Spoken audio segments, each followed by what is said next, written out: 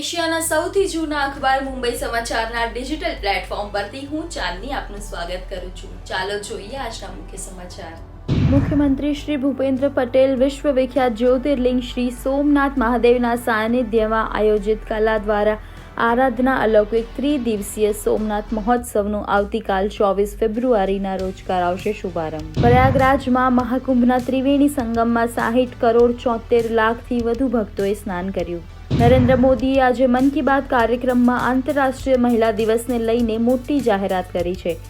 આ વિશેષ અવસર પર હું મારા તમામ સોશિયલ મીડિયા એકાઉન્ટ જેવા કે એક્સ અને ઇન્સ્ટાગ્રામ દેશની એવી મહિલાઓને સોંપવા જઈ રહ્યો છું જેમણે અલગ અલગ ક્ષેત્રોમાં ઉપલબ્ધિ હાંસલ કરી છે, જેથી 8મી માર્ચે તેઓ પોતાના કાર્યો અને અનુભવો દેશવાસીઓ સાથે શેર કરી શકે. પાકિસ્તાનમાં કરાચી જેલમાં કેદ 22 ભારતીય માછીમારોને પાકિસ્તાને સજા પૂર્ણ થયા બાદ જેલમાંથી મુક્ત કરી વાઘા બોર્ડરથી પાછા મોકલ્યા. ઓયોએ પોતાની સરખામણી ભગવાનની સાથે કરી.